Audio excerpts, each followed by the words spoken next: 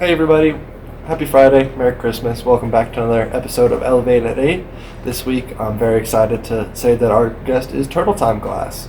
I'm super excited to get to talk with him, but before we do that, we're going to talk with Steve real quick. Hey, what up, y'all? I'm over here at Elev8 Premiere today. We just got our oxygen concentrators all hooked up, so we're solid. We're producing our own oxygen. And what I'm really excited about is this new interview we're gonna do here with Chris and Turtle Time Glass. The Dicro he does is so awesome, so beautiful. His turtles are just, they're freaking amazing. I'm really stoked. I got to get some trippy tech out to him, and holy mackerels, he freaking crushed it. They look like they're freaking, I don't know, out of Alice in Wonderland or something. Anyways, Chris, take it away with Turtle Time, and hell yeah, elevate my body spirit. Thanks, Steve. That was super cool. Always great to hear from you before we do these awesome interviews. And now for the main event, our very special interview with Turtle Time Glass. Thanks for joining us, man. I'm happy to be here. Wonderful to join you on this live stream today. We really appreciate you doing this interview with us. And before I get too carried away and forget, we do have another short interview that we have one of our old employees had done with you at, I believe, Champs or Las Vegas a couple of years ago. So if any of our viewers are interested in checking that out, go ahead over to our YouTube page and check out that a little bit shorter form interview, because this one's gonna be a little bit more in depth. And it's great to catch those moments. Glass? Yeah, definitely. Well, let's see. I was very fortunate that I went to college at Oregon State University in Corvallis, Oregon, and it just happened to be kind of the center of the glassblowing revolution at that moment in like 2000. That there was just an incredible convergence of glass community there, and so I was just kind of taken in by the community. There was kind of a process where, what do I say? It wasn't exactly like an apprenticeship, but you would just go and hang out with people, load bowls, hang out, be company on the really long, cold nights, just to talk and share an inspiration. And so I was just invited in to the studio spaces and just was able to watch and hang out with people. And then my friend Ryan Whitmore, he goes by Wag Glass up in Portland, and he stepped away from engineering in college and started blowing glass. And so then I kind of just went along the journey with him, that I would go to the studio and hang out with him, and I would make things on a little hand torch on the side out of the scrap bucket. And so I just kind of got into it from that, wanting to participate. I was going to school for marine biology, but I still had a strong kind of creative need. Yeah, and that influenced a lot of what I'm in the same boat. I went to school for marine biology briefly. All right, awesome. Where did you go? Yeah, University of South Carolina. Oh, that's great. But yeah, so I was doing that. I still needed a creative outlet for myself, and I was big into clay prior to that. And so then once I found glass blowing and what the amazing process that was, and to finish something that was so instant, like with clay, you make it and then it could take weeks to get it fired and then to glaze it and everything. Whereas this was something that was happening instantaneous, in that moment. And so I was just really hooked instantly. Just that first little bit that I got my hands on it, I felt really connected to the medium. And so it just happened organically. At first, it was just something I was doing for myself as a creative outlet. I graduated in 2002, but at that time, really the science jobs were going away, and so I was doing like some construction and stuff like that. And then eventually, glass just presented itself as the way that I needed to focus on myself and my life, and I could create a better life for myself. Very cool. What sort of items did you start making when you first began blowing glass? Well, really, I would just make little ocean sculptures. So I would pick through the scrap bucket, and I would, because my friends would, allow me to come to the studios, and so I would like sweep up and clean and stuff, and then I would pick things out of the scrap bucket, and on the hand torch on the side, I would just, put together these little sculptures, and then I would just leave them on the bench for those artists that were, allowing me to use the space and the tools and stuff. And so at first it was really just like that extension of what my focus was in the sciences, to bring that artistic flair with it. And so really I just started there, and I would make a couple little scenes and sculptures and ornaments and stuff, and I would do like a holiday market or something as some of my first exposure to selling work and getting into the artistic pursuit. Very cool. Very cool. Do you have any of those old things that you made years and years ago sitting around your studio nowadays? I do. I have a little collection of stuff that sits on top of my kiln, so my little kiln protectors. And so I have a handful of early sculptures that reside there. And then I have a small collection of those initial trinkets that I made in a little box stowed away for the future. Very cool. Very cool. Do you keep your work nowadays? Very rarely. Any pipes or anything like that? Yeah, I definitely fall into the category where I tend to have the broken leftovers. That it is an amazing process. Once you really started going in the artistic pursuit, the way that you let the pieces go, you make these beautiful things, and then you let them go out into the world and find their life. And so I've become very open to just letting those pieces come in and go out into the world. And so I don't keep much for myself. There was actually a really awesome piece that I made a year ago that I had at the most recent Glass Vegas. That was a Mauna Kea mountain themed piece, and I put it on consignment at Westside Vibes there in Maui, and it's kind of been there all year. And I was like, getting to the end of the year, I really love that piece. I think I'll say, hey, if you guys haven't sold it, I'll take that stuff back. And right when I sent them that message, like a week later, they were like, oh, somebody just bought that piece. And I was like starting to look forward to keeping it for myself. I was like, oh, I would really like to have that piece. And right at that moment, somebody else, that loves it. And I'm super stoked that they have it. But yeah, so it's an interesting thing as far as like connecting with the piece for myself. It doesn't necessarily happen as much because I'm just in this process of, allowing the pieces to go out into the world. Awesome. That's not necessarily a bad thing that your work is selling. Oh yes, I feel very blessed that people connect with it. Yeah, absolutely. Well, did you have a mentor it's a combination. Yeah, it's a combination that at first I was really taken on by the community, and so I really received a lot of influence and gifts from so many of the early artists.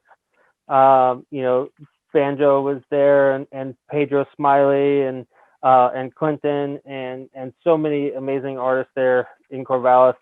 And so after a couple years, after I had picked up an initial skill set, I did become very close with Clinton Roman, and so he took me on as an apprentice. And so I worked with him for I think it was like maybe 2 or 3 years where we were together every day, and then we moved to a little place called Summit, Oregon, just outside of Corvallis, where I continued to work with him and help him achieve his studios and projects, as well as me learning a great deal. And I definitely credit him with really coalescing all of the skills that I had begun into really everything that I have now, and my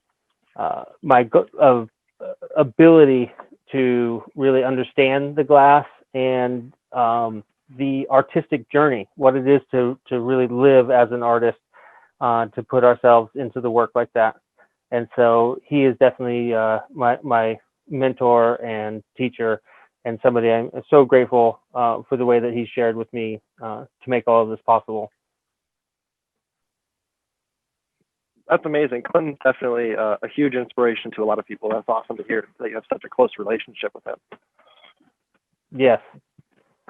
Yeah, really amazing, profound giver, and the way that he, and for that whole community. I mean, he was really a mentor for all of us there in the community. That everybody that I had learned from, it was so much about everybody giving back into each other and really building each other up. And that's definitely something I try to really project in my place in the community, is that that we foster that connection in the way that we give to each other. 100%. 100%. That's one of my favorite things about the glass scene, is the sense of community between everybody.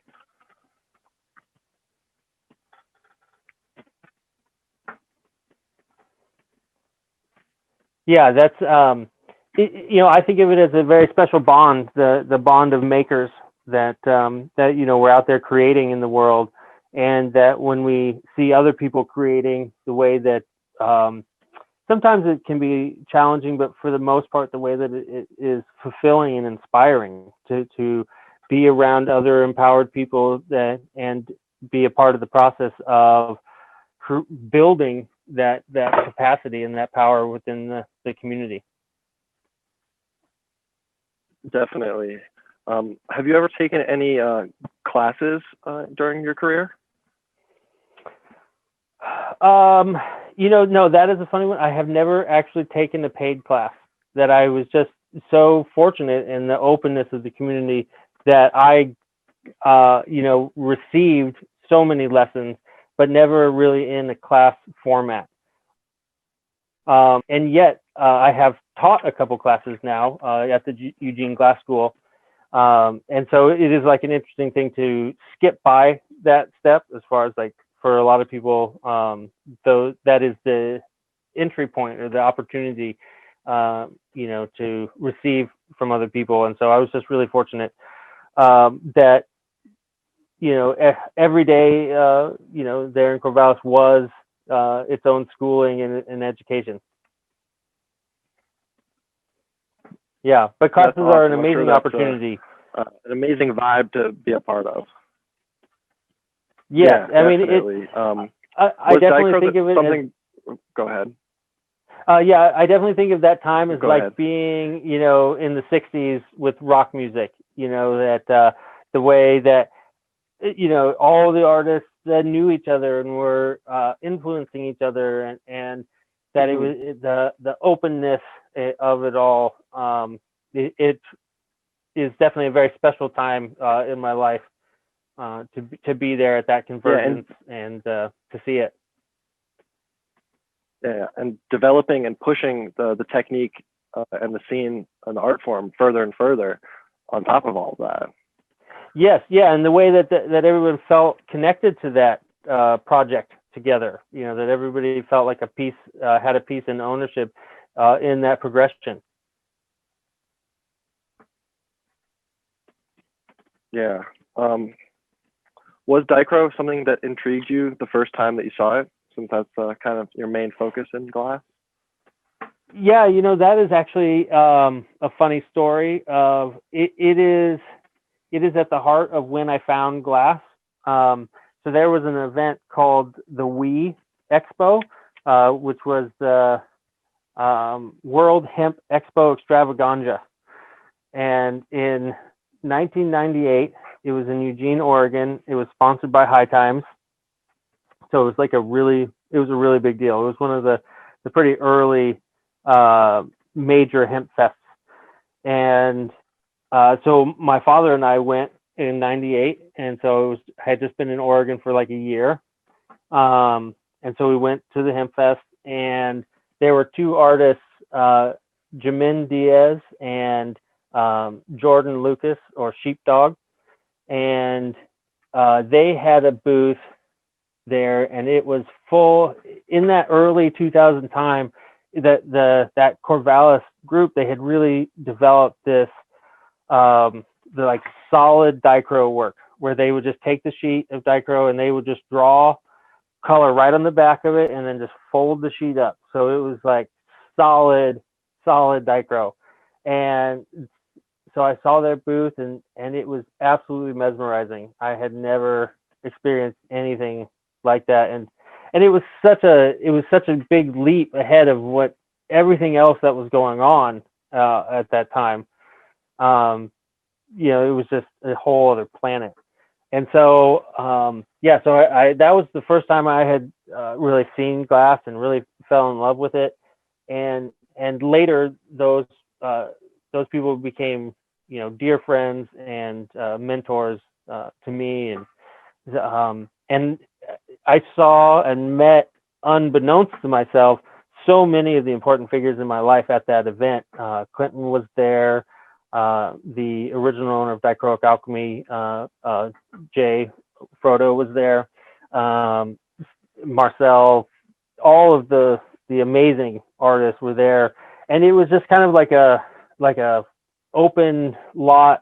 What I would say, yeah, it was just amazing to see like this incredible work, and it would just be an artist, with a case sitting on the ground, and you would just kind of like walk by. And so it was like this strange, like this mingling in a field of incredible artists and so much great energy. Wow, that's awesome. And you said that was '98? That was '98 that I was, and so this was before I had become a part of the community. So this was this very early exposure to the community that I would soon be a part of, but didn't know. That's awesome, like a little foreshadowing. That's very cool. It very much was. What are some challenges that come with working with Dicro? Well, the main one there's the process of encasing the Dicro, and then there's the process of using the Dicro. Most of the burnout, which is where it loses its color, happens in the encasement process. And so there's it's just a very focused step where you have to be very aware of the heat and how you're applying the glass in that moment of when the hot glass and the Dicro come together. So there's a lot of it just takes a awareness and observing of the glass, that it's very easy to just kind of melt and have it happen with like colors and just the standard clear glass, that you don't have to be ultra observant. And so really the thing with the Dicro is that you have to just be a little bit more aware of the surface of the glass and the heat. So it was a push to deepen my understanding of glass and how it moves and how I heat it. And so it challenges you to be more aware.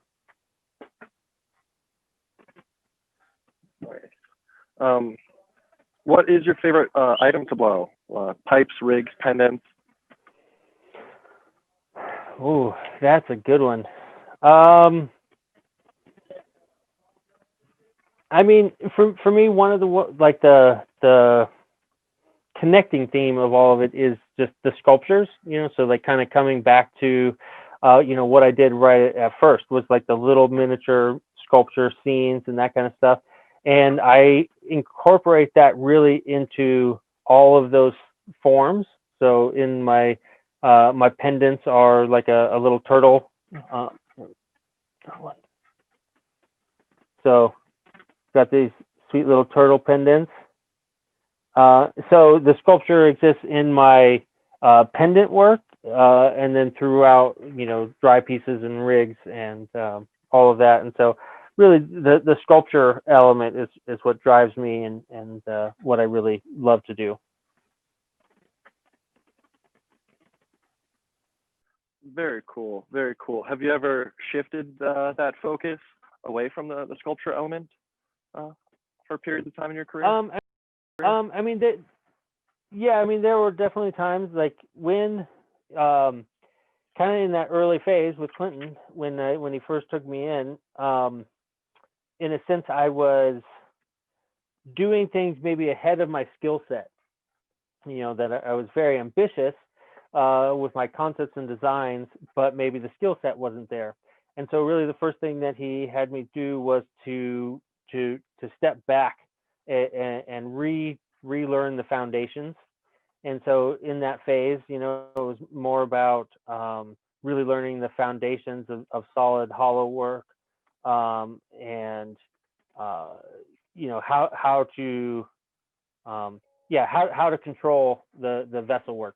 And so throughout that phase, they let the sculpture piece go for a little while to concentrate on the technique of the hollow work. And so for a phase of refining, I definitely set it to the side as I perfected those skills. Nice, nice. Do you have a favorite color to work with? I have a kind of a funny relationship with color as far as because Dicro became such a focus, and so in a sense, Dicro would be my favorite color in all of its variations. I don't necessarily have one specific one, even though I'm very drawn to blue.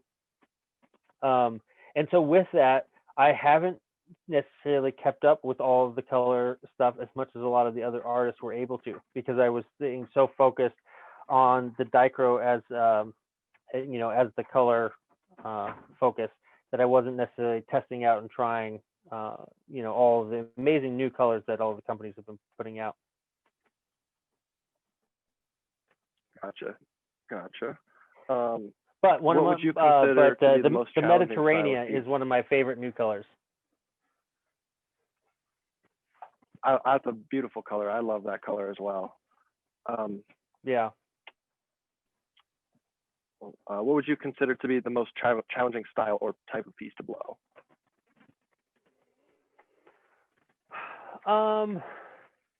I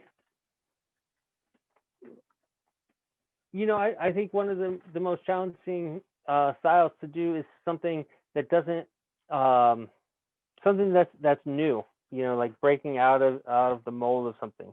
That we perfect certain pieces, and so then the challenge can be to step outside of that expectation place. To do something fresh and different, and so it can be challenging to unlearn some of the grooves that we get ourselves into, and so I would say that can be one of the most challenging things, is to think outside of the boxes that we've put ourselves in. That we start to develop a form and identify it, and so how to think outside of that can really be a challenge sometimes. Gotcha. Like to break your own patterns in your work and create something new. Yes, definitely. Yeah, and we start to get comfortable in knowing the steps in some pieces, and so to be vulnerable enough to have something not come out, or to try something new that you haven't done. Yeah, to take a risk. Mm-hmm. Do you do collaborations often? As much as I can, for sure. Collabs are one of my favorite parts of being in the community, is the excitement and of bringing different energies together. That each artist has such a unique and special touch in relationship with the glass. And so I definitely love the opportunity to see what happens, the way that it naturally breaks those boxes that we exist in, just by having somebody else's touch, in what we're doing. And so I'm very fortunate to have had many opportunities to get a lot of great collabs in. In 2016, there was the Seattle Pipe Master event, which was one of the most amazing experiences that I've ever had in my life, where they gathered together, planned like 45 plus artists, but then many more showed up over the course of the 10 days. And I have, it was the most explosive amount of creative energy and production I've ever experienced. I mean, hundreds of pieces came out of that 10 days, and that we were all like challenging ourselves to see how many artists that we could possibly collab with in that time, even if we would just start something and exchange some pieces. Yeah, I mean, I did the event for 10 days and, made probably like 20 or 30 pieces. And then I still had, another year's worth of work that I took home and worked on. And those were some of my favorite and most exciting pieces for sure, that came out of that session. To be with just in rooms packed, as many, like if there was a corner and you could stuff an artist in there, they did. And so, I mean, that was the most incredible energy I've ever experienced. And so big shout out to Nate Dizzle and all the people up at the Boros School that made that possible. Nice. Do you have any collaborations in the works right now? Well, my the ones that I'm excited about and working on right this minute are with Steve from Elev8 there. He sent me some of the cane work prep. I'm trying to remember what he called them, the party prep or something. Trippy Tech. Yeah, that's it, the Trippy Tech. So I've got a couple Honus that I'm coming out right now with the Trippy Tech shells. And they're definitely looking really nice. It's a really fun display of color in those pieces. And so then that's been kind of an interesting part of my journey was with Clinton. He very much tried not to ever fit himself into a box. And so through that early time, I very much took that on of not really remaking stuff, that each one was like its own unique journey.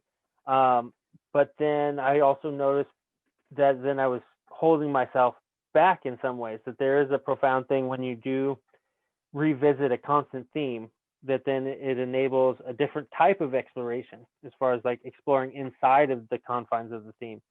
And so I've been over the last year and a half exploring a Honu rig, so a little turtle with a little 10 mil downstem in it. And that has been a wonderful vehicle of exploration, both for myself and in the collaborations, to have a model to work inside with all of these artists. And that has been a wonderful vehicle to explore collaboration. That's awesome. I believe we have a fully UV reactive one of those on one of our shots. Yes, that one is a really beautiful one that I did with Dust Storm. And yeah, that was a very exciting one. Like, it takes some of the best pictures of all the collection that I have. I think I'm about up to 55 or so right now. Wow, that's awesome. What is the most difficult piece you've ever attempted? Well, let's see. The most difficult piece that I ever attempted was, I think it was the 2016 Champs Masters piece that I did, which was I think like a 3 foot tall pagoda, which was a dab temple, a dab hookah. And so it had four people connections. Yes. And so that was an incredible piece that we had 16 hours of work time. We were able to bring a 6x6 box of prep. So whatever could fit in the 6x6 box could be as fully done as we wanted. And so that was the most challenging build that I've ever done. I did it, like I said, it's about 3 feet tall. I did a kind of a central skeleton that was the structure of the pagoda and the roof. And then I hung large Dicro tiles to fill the void spaces that were created inside the structure. And so a lot of it I did without a kiln, just flame annealing as I went, because the kilns are in high demand in the competition setting, and it was such a massive piece that it was really difficult to try to put it in and bring it out. And so I used Bunsen burners and flame annealed the piece as I went. And so I built the roof structure on top of this really giant foundation structure. And it came down to the last second. I just got it done in time. And so that was definitely the most challenging build that I've come up with.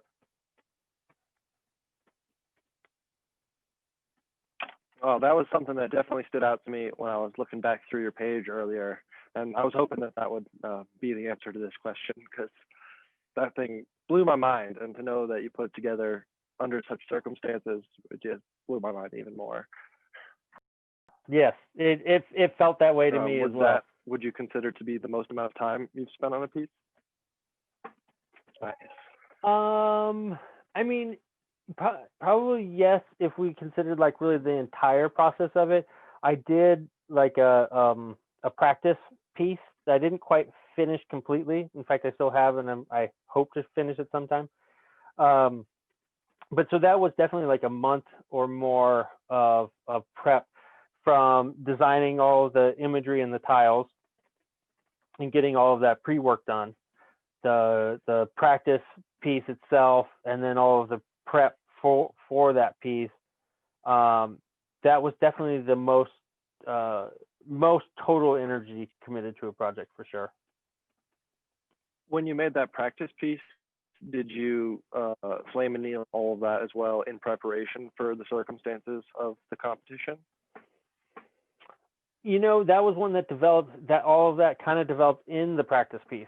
That at first, I had, I was doing some annealing, and then as I moved into the roof structure and some of the larger attachment pieces, it was like, being that big, it was very difficult to try to move it in and out of the kiln. And so it developed in that practice run of like, oh, okay, maybe I could do this, more with just the flame annealing. And so that was something that developed through the process. Very cool. Very cool. Do you smoke weed yourself, sir? I sure do. I that has been, I've been a pot smoker for quite a long time. That was definitely something that helped direct me to, the movement. My father and I came out to Oregon from Nebraska in hopes of finding a beautiful place that was more accepting and a better fit for a hippie kid. And so yes, I definitely smoke herb, and so happy to be in Oregon, where we have just some of the most amazing herb culture in the world. And now I'm down here in Southern Oregon, which is just like a mecca of supreme herb. Just so many good farms and amazingly talented growers and extractors, and so I'm very blessed right now to be in such a good herb scene. In fact, do you use your own pieces? Right here is one of the few pieces that I actually made intentionally for myself, because like I was saying earlier, that usually we just have the broken pieces. And so at our Dicro alchemy studio, we'd have people, and it was kind of like, we should have something, more worthy of our studio than just like some, kind of broken piece. And so this is one of the few pieces that I really made specifically for myself, that is totally perfect and nothing is wrong with it. And it has these nice Dicro Alchemy logo images and some of our early Dicro tubing poles. So this is a nice little recycler that I've got here with a mini nail, my good friends at Mini Nail. And yeah, and so this is a really sweet piece. Yeah, and so I've got some white label sugar sauce here. So we'll take a little moment. Well, cheers. Cheers to you. Cheers to all you viewers watching. Happy Friday.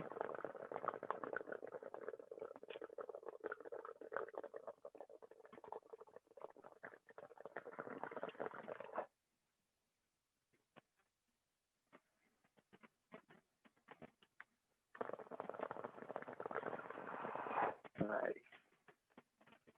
Yes. Yeah, I definitely enjoy a nice little dab as I work. You dab while you work? Yes. Yeah, I keep my mini nail, next to my station, and I try to pace myself out so I don't get too lost in time. But it has definitely been, a part of my process from the very beginning.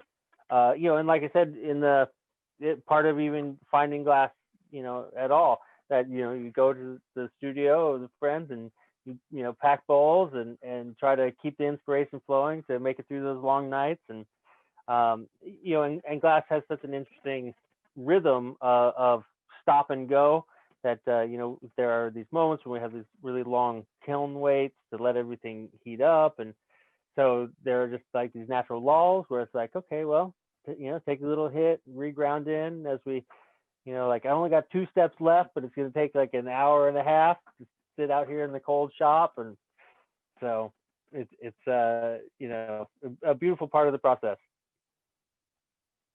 Yeah, absolutely. So you mentioned earlier that you have competed at events. Was that Champs trade show, or what was that? That wasn't Champs. Was it that you competed at? Yes, I've done the Champs Masters 3 times now. And so the first time in 2013, did my entrance by Allie, Mama's Glass. She is a fierce competitor, and she won 2 medals in the openers. And I had a really nice piece, but I broke it in the openers. I'm challenged in the short form. I do really good on the multi-day events, but like give me an hour and I'm like, I don't know if I can do anything. But so Allie gifted me my entrance to the Masters in 2013, and I won that event, which was a most incredible experience. I had made a piece, what I called more than the sum of our parts, and it was a mask, and it was made of all of the primary shapes of pipes. So it was a chillum, a spoon, a Sherlock, and a hammer. And so I took those shapes and put them together to make a face. And half of the face was just lake green production tubing, and half of it was like a Dicro over like a fire ribbon pole. And so it was telling the story of like the juxtaposition between the money side of what we do and the passion side of what we do, and the way that these forces are interconnected, that it can say like, oh well, this artist or this person is just all passion oriented, or like these people, they're just production people and it's just the money stuff.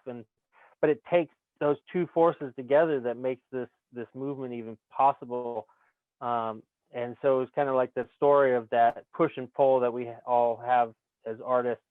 And I was able to talk about that and explore that with an incredible panel of judges, with Dave Winship and Bob Snodgrass and Banjo and Buck and several other amazing people. And so to have this moment where I got to talk about these deep conflicts that we all carry, and to have everybody relate to that, and and so I won that year in 2013. And then I came back in 14, and I placed third with a beautiful piece of Kuan Yin on top of a large globe with like a UV reactive green water, liquid filled in the globe, because it was right after Fukushima, and we were experiencing the fear and intensity of the all of that radioactivity moving into our oceans, and so it was kind of a story about that.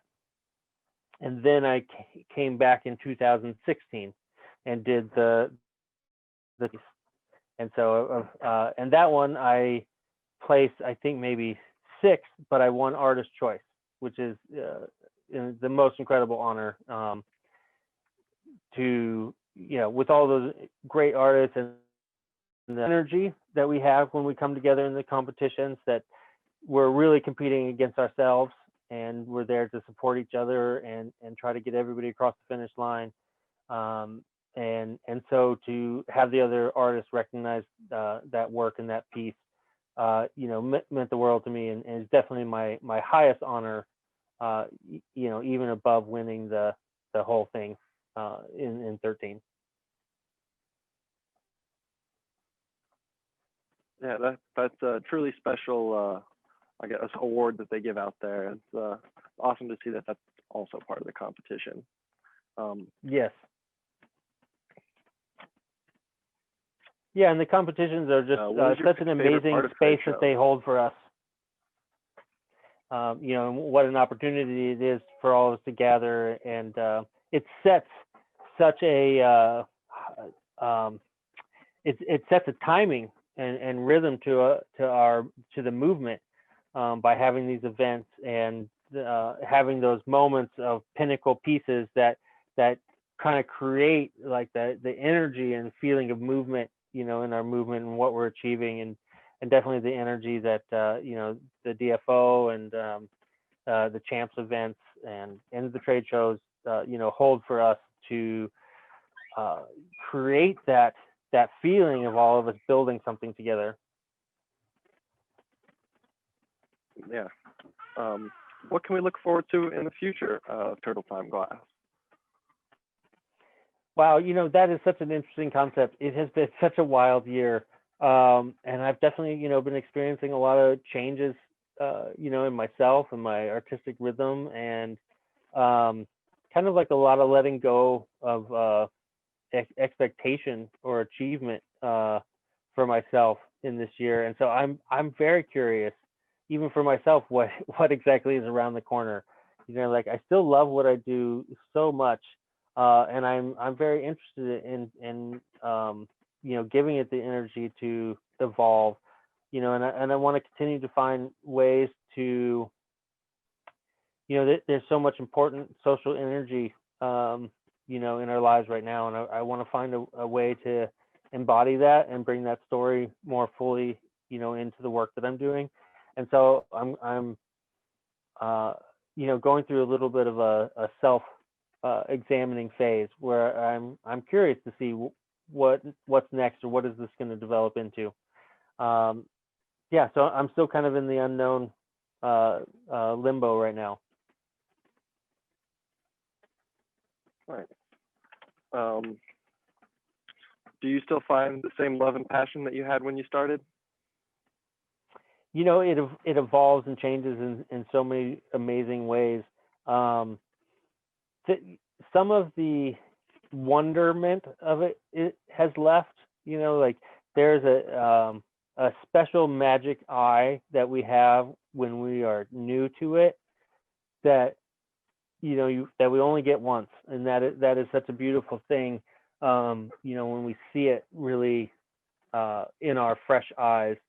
And so it has definitely evolved and changed. I like now, so many the focus and what I love is even beyond it, like these cultural elements, what we do together, the way that we share our ideas and push on each other. And so I love it as much or more, but in definitely a different way. like I love what it has brought into my life, and uh, the blessing of being on an artistic pursuit, to live an artistic life, and and what it is to share and deepen into teaching and helping each other, and yeah. So I love it every bit as much as I did or more, but it's still evolving. Nice. Nice. Well, that's very, very awesome to hear. Is there anything else that you'd like to add?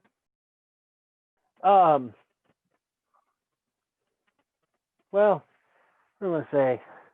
Yeah, I mean, I'm just super excited that like the opportunities like this to connect with the stores as we go through this huge redefining phase, for all of us.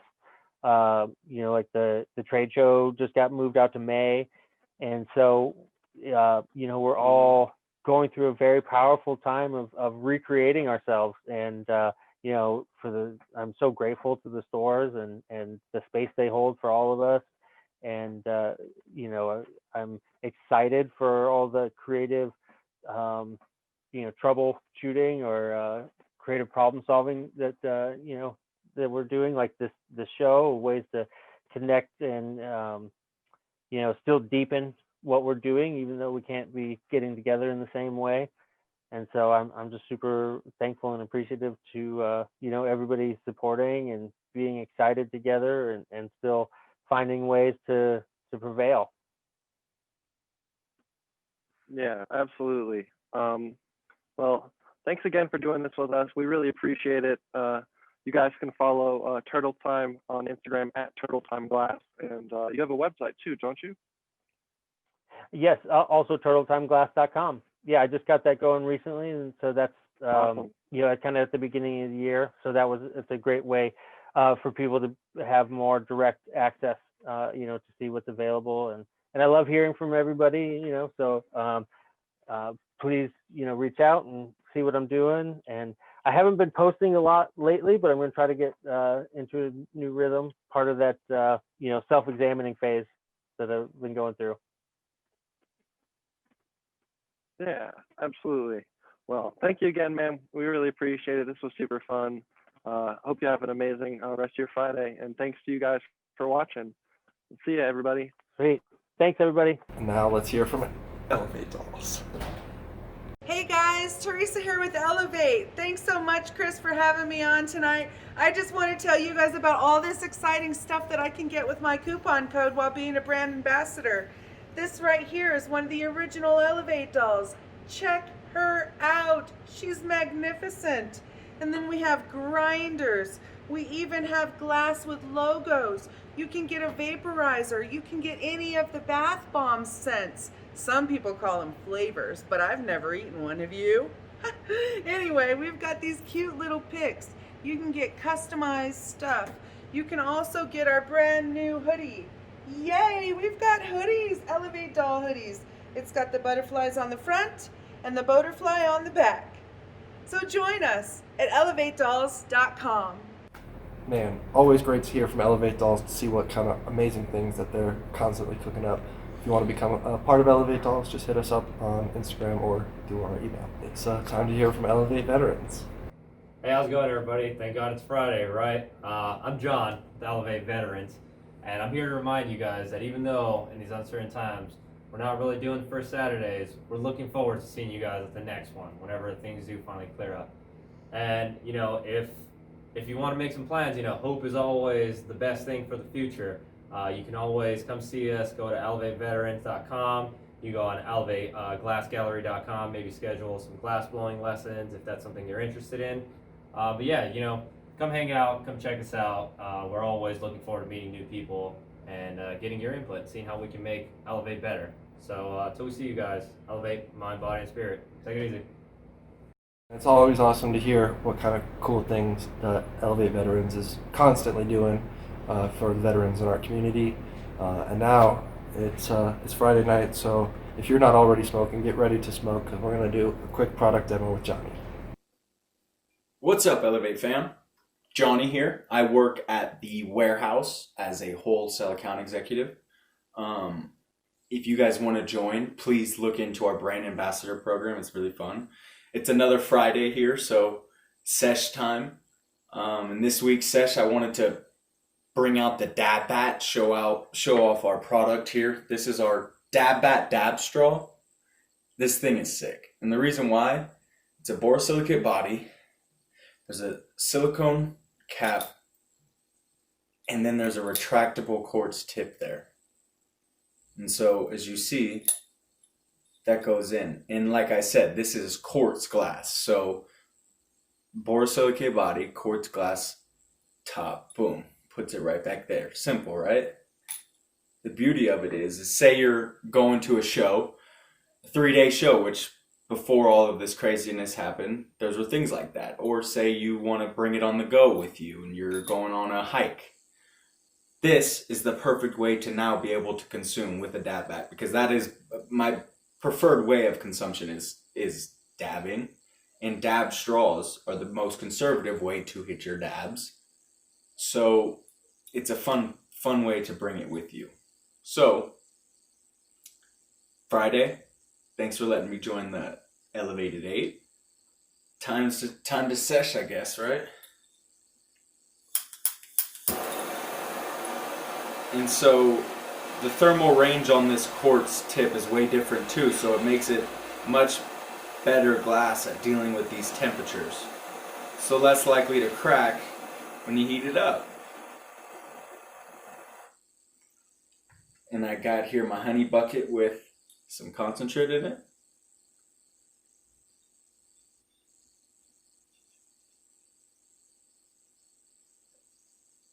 And she rips like a champ.